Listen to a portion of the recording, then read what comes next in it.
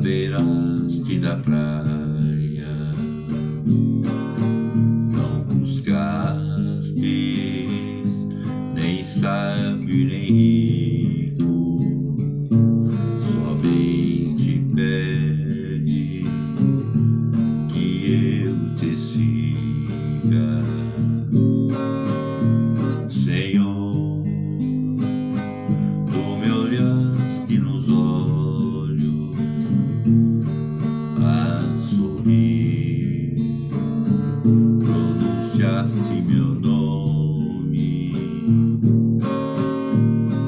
lá na praia. Eu larguei o meu barco junto a ti, buscarei outro mar.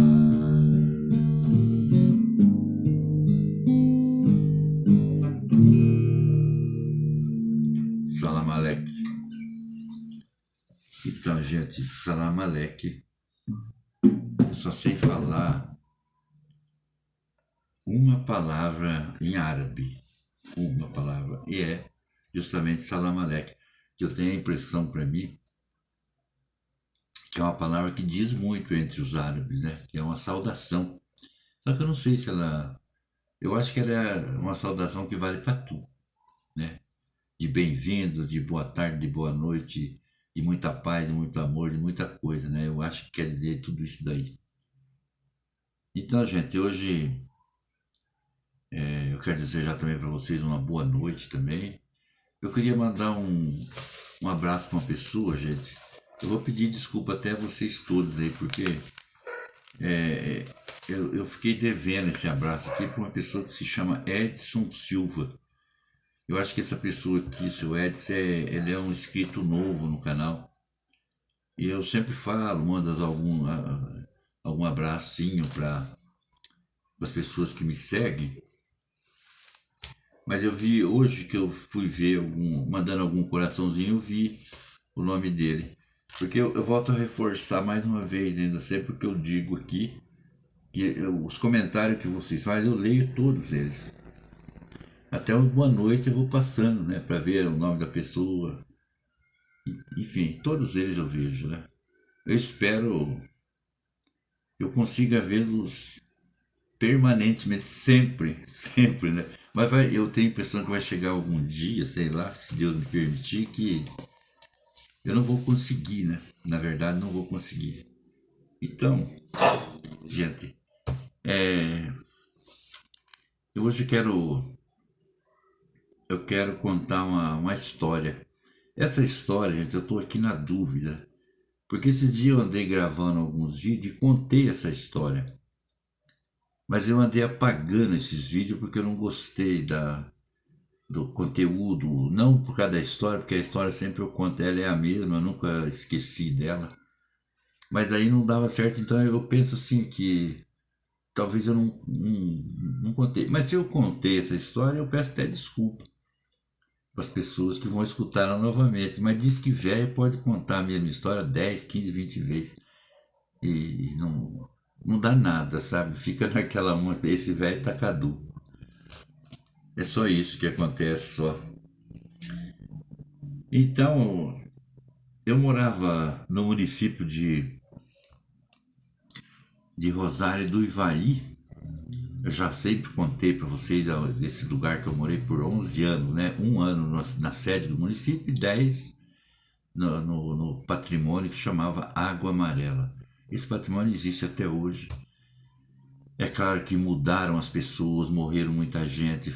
Foi o êxodo daquela época, daquela região, foi muito grande. Então foi embora a maioria das pessoas de lá. Mas também vieram outras pessoas morar naquele lugar, pessoas diferentes. Eu andei há uns anos atrás, ainda eu sempre visitava para aquela região, ia até a título de trabalho mesmo.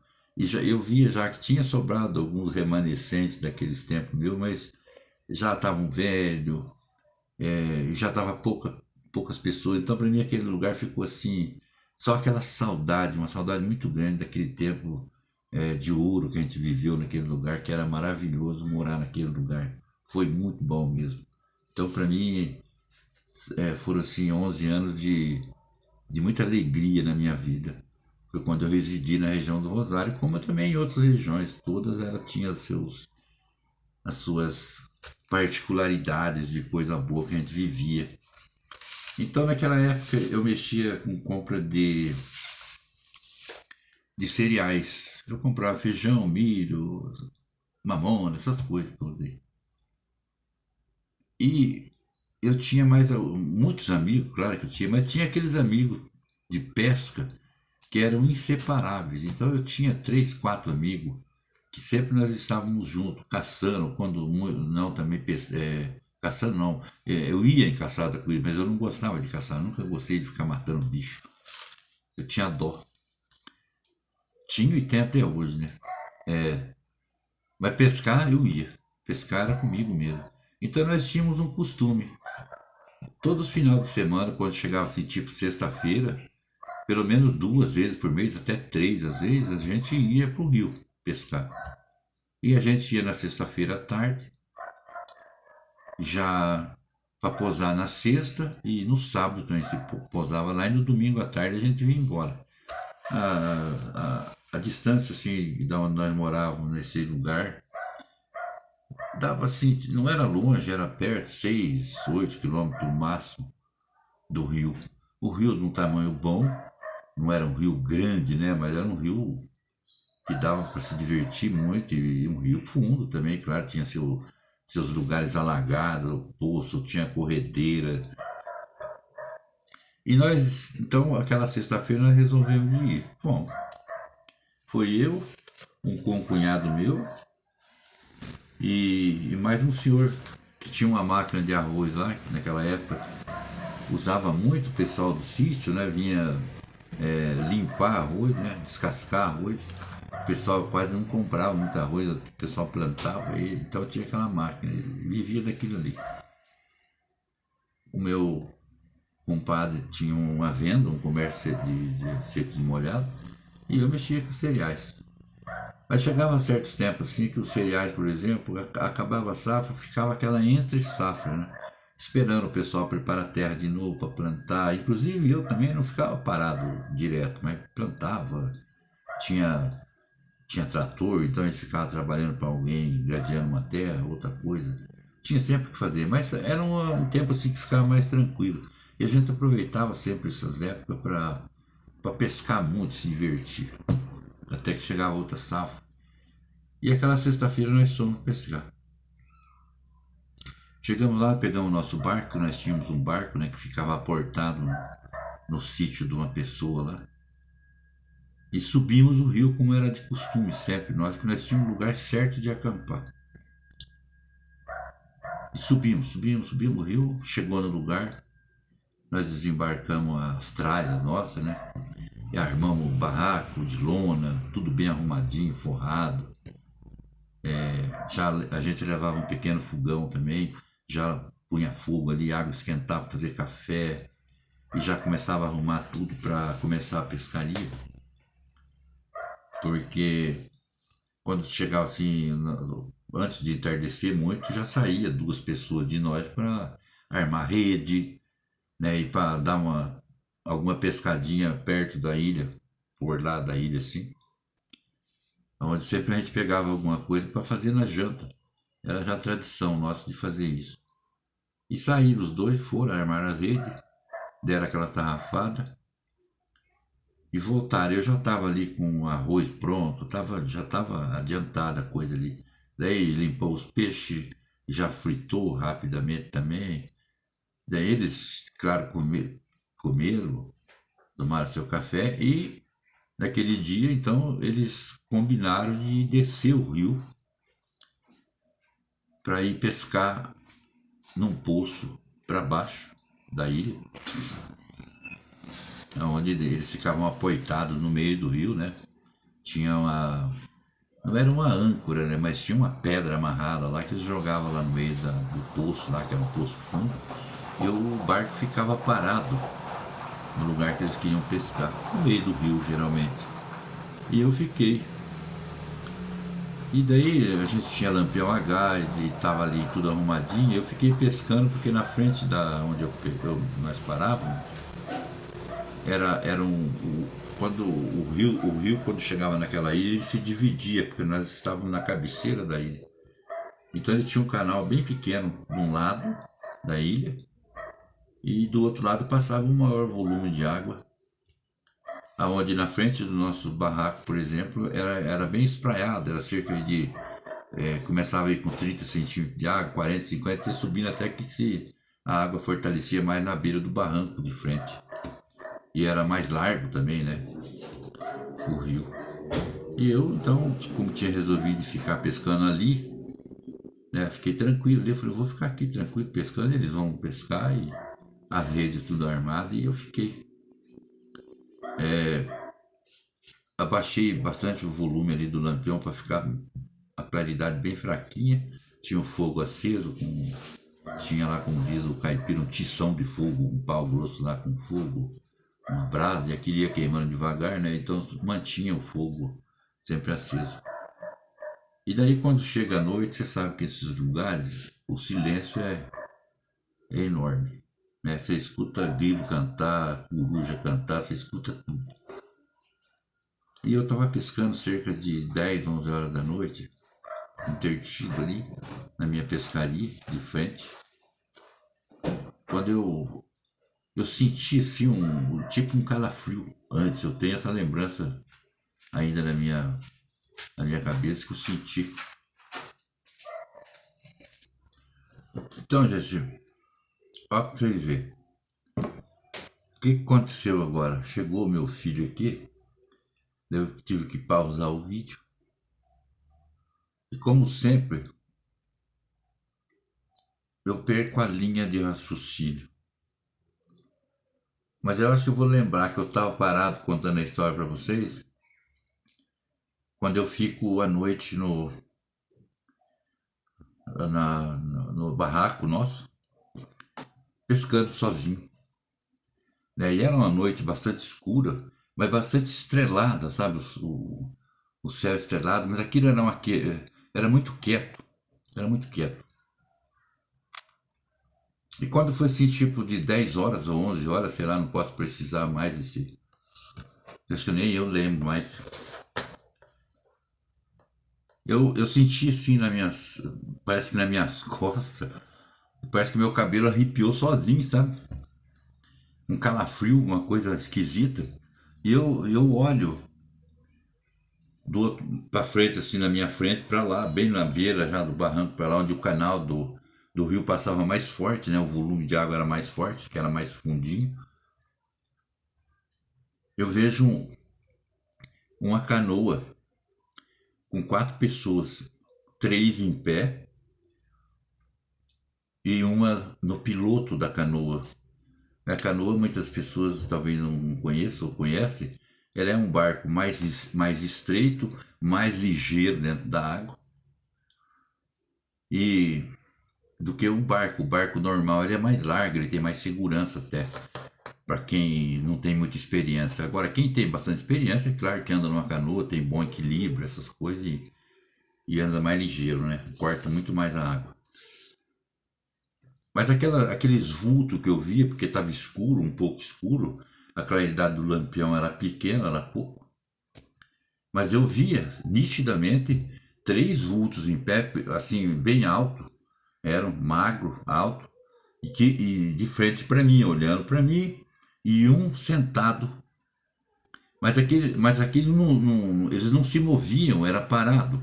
E como não se movia, eu fiquei pensando, mas para conduzir a canoa naquele canal, naquele lugar, a água era muito ligeira e tinha que estar o piloto movimentando com o remo ali, o barco não virar, né? Porque senão ele atravessa e vira o barco, perde o rumo. Mas aquilo passou, aquilo muito rápido assim.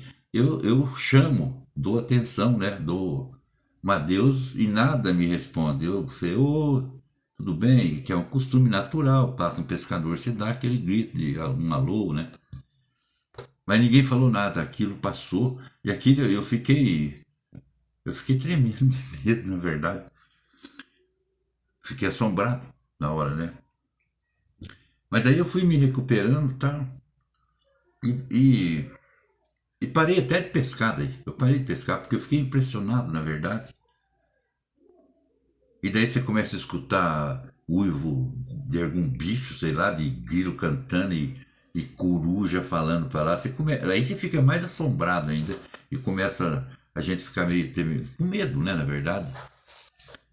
Eu já tinha, acho que eu tinha 29 anos, se eu não me engano, mas tava, ainda era novo ainda, né? É. E daí eu peguei e falei, sabe, uma coisa que eu vou ficar perto do fogo, vou acender mais o lampião. Fui lá e ergui o volume do lampião a gás, clareou bem mais daí. E eu fiquei ali perto do fogo sentado esperando meus amigos chegar, que eles iam chegar da meia-noite, até uma hora eles chegavam, porque daí já vinha para descansar também. E daí ainda tinha que limpar peixe se tivesse pegado. E de fato que eles vieram. E eu escutei o barulho do barco chegando, não tinha motor, mas o cara que é piloto remando, às vezes bate no barco, você escuta, pá, dá aquele som e você escuta longe. Então eu falei, estão vindo. Daí eu fiquei mais tranquilo, né? Me aliviei mais. Daí eles chegaram.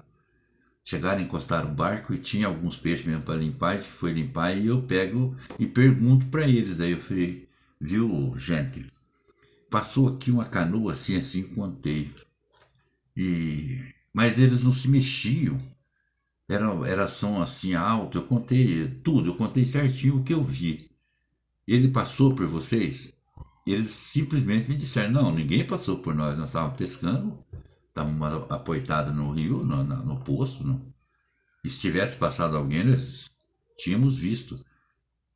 Daí eu falei, mas como não passou? Porque não tem lugar dessa canoa ter sumido sem passar por vocês. Tinha que ter passado por vocês. Porque não tem lugar de aportar até onde vocês estavam para baixo. Não tinha lugar. A não ser que encostasse no barranco, subisse, ia por dentro do mato. Mas assim mesmo era bem possível que eles vissem a canoa encostada na beira da, da- de algum jeito, né? Não. Mas não é possível, não é possível. Fui teimando, teimando. E daí quando aquele senhor mais velho, que era um homem bastante sério, ele era muito brincalhão, contador de piada, mas ele era bem sério também. Ele falou, Zé, se nós tivéssemos visto, nós estávamos falando para você que nós não vimos nada. Não aconteceu, nós não vimos. Talvez foi você que teve alguma visão aí que às vezes eu estava com medo, alguma coisa assim. Eu falei, não, não é assim também, né? É claro que eu senti medo. Eu senti um frio antes de até de visionar aquilo, de ver aquilo que passou, aqueles vultos aqui. Mas não era para tanto. Então, gente, essa história ficou. E eu sempre perguntava para as pessoas, sabe? Falei, pô, aconteceu. Tem alguma pessoa que já viu falar o que aconteceu naquele lugar? Porque eu vi, eu contava aqui, mas ninguém acreditava. Ficou aquele negócio, eu fiquei desacreditado, como se tivesse visto um disco voador, um ET, como ninguém acredita mesmo. Se você contar, você fica ainda sendo gozado pelas pessoas, né? Daí foi até que eu parei. Mas muitas vezes eu perguntava ainda para essas mesmas pessoas que tinham ido pescar comigo, gente, não viram? Nunca viram. Nunca me falaram que viram. Mas um dia tinha um homem que morava na beira do rio, mas não era naquele lugar. Ele já morava muito mais longe daquele lugar, mais para baixo.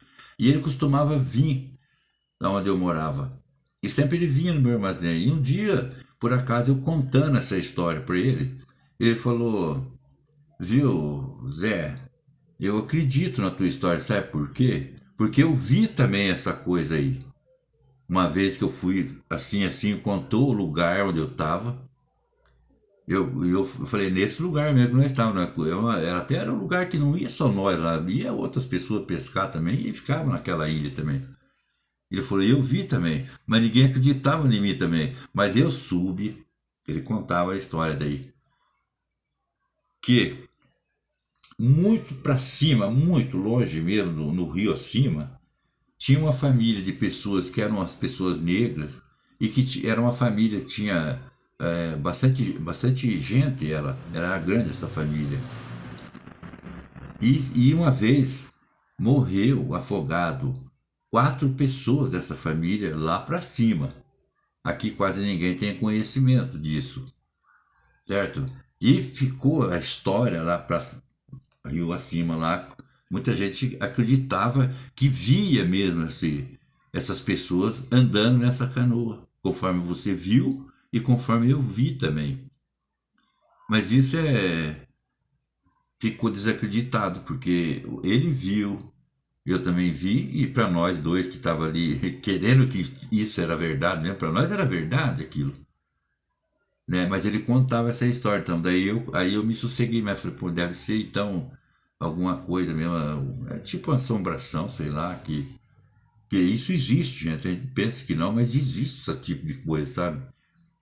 Inclusive, daí ele contava também que essa família, cara, que eles ficaram muito desgostosos, a família inteira, e foram embora daquela região também, foram para Rondônia, não sei. Eu nunca tinha visto falar até nessas pessoas, não, mas foi essa história aí que eu queria contar para vocês, que acho que talvez seja uma das únicas assombrações que eu vi na minha vida, e espero não ver mais, né? Assombração nunca é bom, né? É isso aí, gente. Forte abraço, beijo no coração. Fica aqui essa historinha do Zé. E isso é real, é verdade que eu tô contando pra vocês, tá? Eu não gosto de vir aqui contar história inventada. Eu sempre venho e conto o que é real mesmo, né? Como o Gil Gomes dizia, histórias da vida real. E isso aconteceu, talvez até veio para agregar mais as coisas nas minhas lembranças também, né? No meu livro, do meu passado. Forte abraço, beijo no coração e que essa semana se inicie com muita saúde, muita alegria, muita felicidade. E estamos chegando perto do dezembro, onde o Espírito do Natal então já vai estar grandinho e aumentando cada dia mais até chegar o dia de nascimento do nosso Senhor Jesus Cristo que nós vamos festejar. Beleza? Forte abraço, beijo no coração.